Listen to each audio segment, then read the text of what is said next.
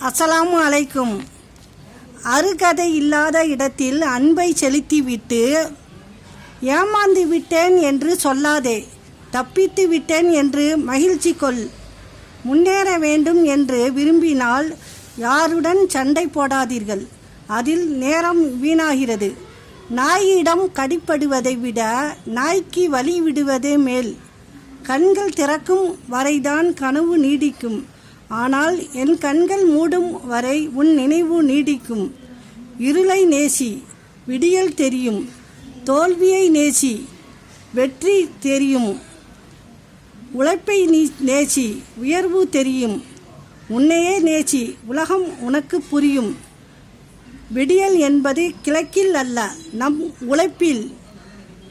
தன்னை உயர்ந்தவனாகவும் இன்னொருவனை தாழ்ந்தவனாகவும் கருதுபவன் மனிதன் அல்ல, மனநோயாளி.